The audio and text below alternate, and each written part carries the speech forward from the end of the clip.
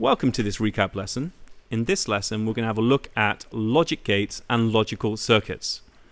Unfortunately, we did catastrophically bad at this, and I think part of the reason is because the last time we did this was in like September or October.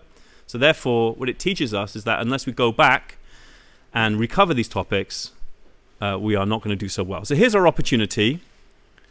We're going to have a look at the main bits of knowledge. Realistically, we only need to learn about three major things. We need to learn about what the logic gates are. But then, of course, we need to learn about these things here. These things are known as, these things are called truth tables, not to be confused with trace tables. And trace tables are tables that we use for programming where we trace the changes of a variable via an algorithm. Now, these are truth tables, and they're expressing the truth of this logical gate. So we've got an input A is going in here, so it's either on or off. A NOT gate, what does a NOT gate do? What's the functionality of a NOT gate? Yes, please. It does what?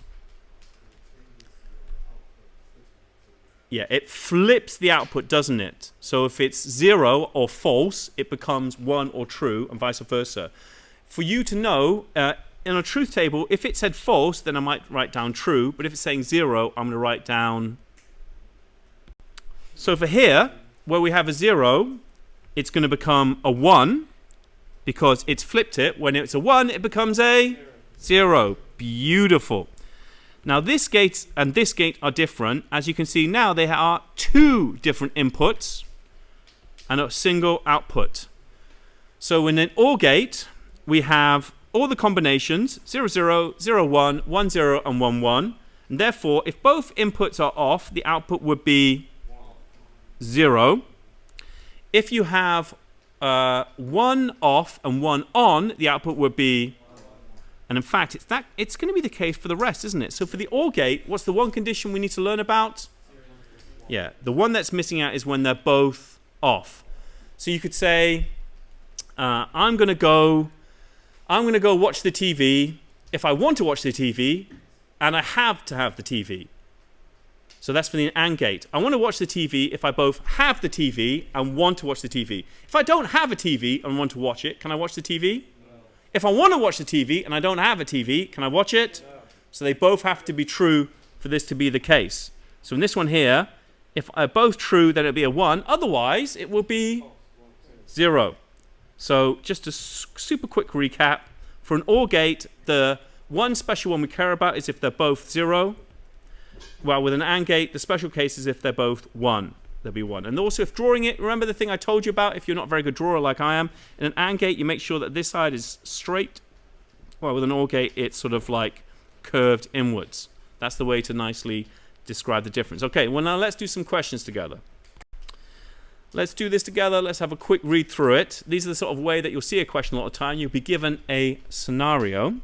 An electric lawnmower will not start unless the lever operated by one hand is squeezed, i.e. it's on, and it's not by accident they've got that in there, isn't it? And the safety button is pressed. So what's the one condition where it will work?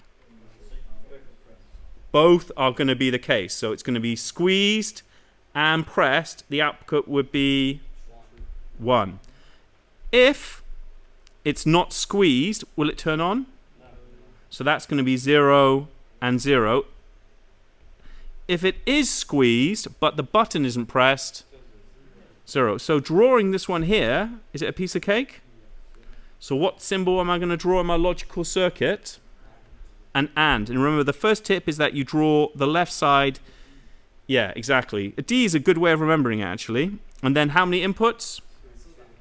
So I've got 1 coming in, 1 coming in. What are the inputs going to be labeled as in this case? L and B. So we've got L and B, and the output in this case is going to be S. Beautiful. With this question here, it is your opportunity to answer the question. So if you would kindly take a moment, pause the video. I'll read it through with you, and then you want to complete the truth table. And you want to have a go at trying to draw the logical circuit. Now, this is actually a bit tricky in this case, but let's have a quick look at it.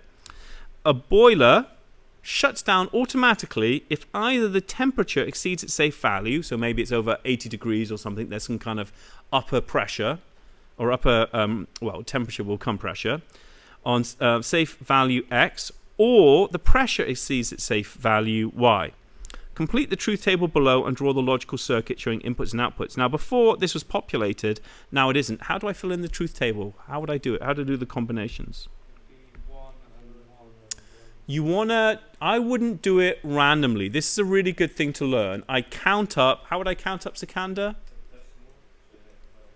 There you go. So I count up. This is like 0, 1, 2, 3.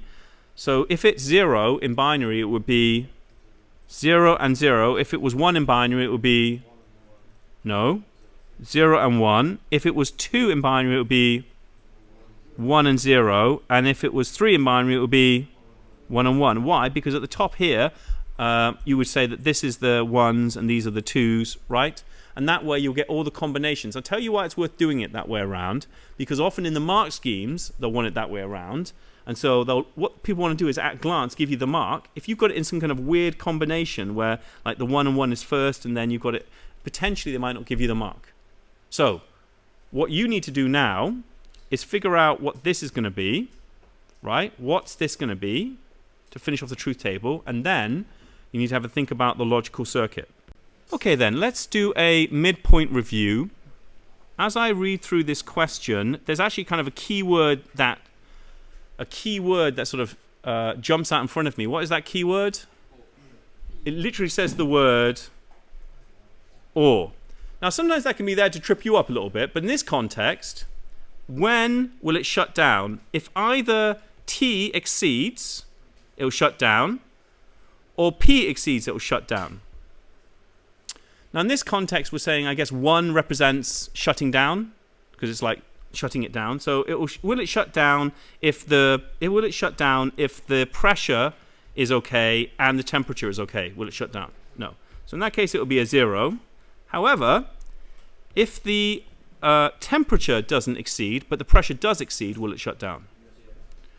And in fact, what happens if the temperature exceeds and the pressure doesn't?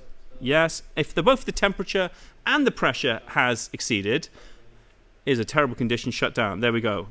Hey, what symbol will you have to draw for this logic? It's an OR gate. So I'll give you a moment to draw that. So, drawing an OR gate, the important thing to take into consideration is that you want the side on the left to be curved inwards to differentiate it from an AND gate. And then you want to have something like that. It's not perfect, but I think that's quite clearly an OR gate as opposed to an AND gate. Why? Well, mainly because of the curved bit on the inside. And then I'll have, how many inputs does an OR gate have? 2, 1. I saw some people, by the way, drawing it up here somewhere. Don't do that. There you go.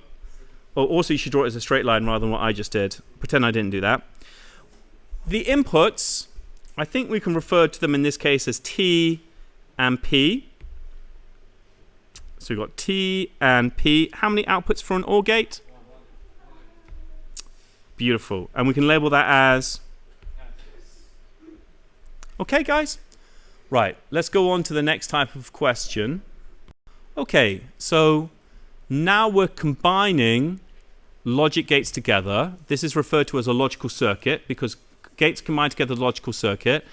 And it's your job to figure out, based on these particular inputs, so we're not doing a truth table, it's just these inputs, what the output at P will be. My tip for these type of questions is that write what it's going to be here. Write what it's going to be here. Right? And that'll help you then figure out what the final thing's going to be. What we're going to do as we go through this series of gates is we're going to go through them individually. So 1, what kind of gate is this? It's a NOT gate flips what's going in. What's going in? So what's coming out, Platon? So that would be a 0 here. This is a what kind of a gate? AND gate. So if you've got a 1 and a 0 going into an AND gate, do you know what that would make? Imagine if it wasn't 1, Platon. So this is the key sometimes in lessons and in learning, you talk about like key key principles to learn. Learning how the logic gates work, that first thing I talked about, right? How important is it? It's everything. Everything flows from it. So in an AND gate, it's only going to be true if both of the inputs are true. So if you got 1 and 1 as the inputs, then it'll be 1. Otherwise, what's the output going to be? So you got a 1 and a 0. What's the output going to be? 0.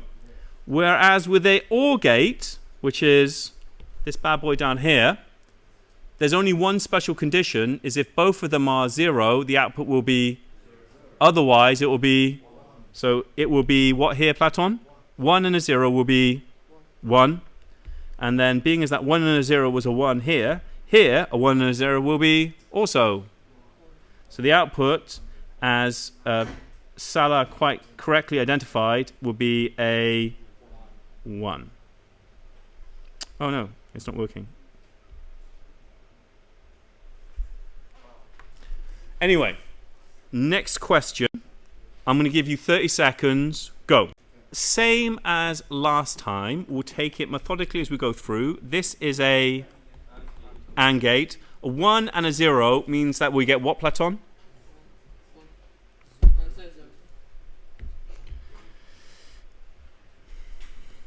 Platon, a 1 and a 0 into an AND gate will mean that we get a... Thank you, Platon. That was a 0. Exactly right.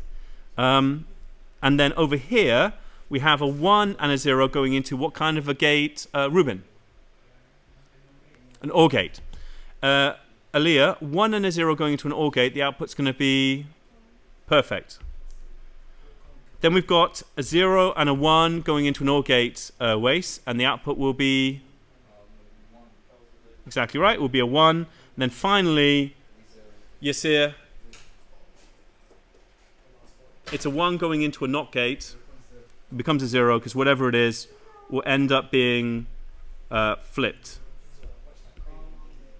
Quick read through this question. This is a little bit more challenging for you guys to do.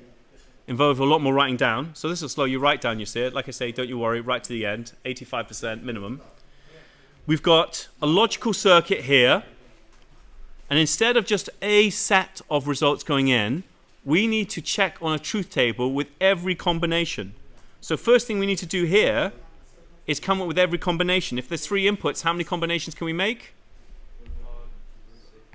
2 to the power 3, which will be 8. So we've got 8 combinations. So here, have I got 8 different combinations? Guess what the first thing I need to do is? Hey, what's the next line going to be after 0, 1, 0? Do you know? 0, 0, 1, 1 would be 3. Then the next one would be, remember you're counting in binary.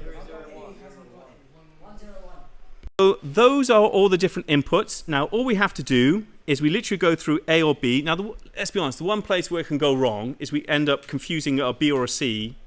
We have to make sure we're talking about the right column. So it's this column and this column. So as we go through A or B, it'll be 0, 0, 0, no. Yeah, 1. In fact, all the rest are going to be 1s, aren't they? Because it's A or B. And then P is going to be the combination of what? So this one and this one. And we know the way to do this now is what's the special condition for AND? It's going to be both being on. So we can see that's here and here, here and here, and here and here. So I'll write in the 1s for there. And then for all the rest, it's going to be, there we go, done and done. And for our final question today, it's actually a post. So this final question is one that I would like you to do yourself, hence the you bit.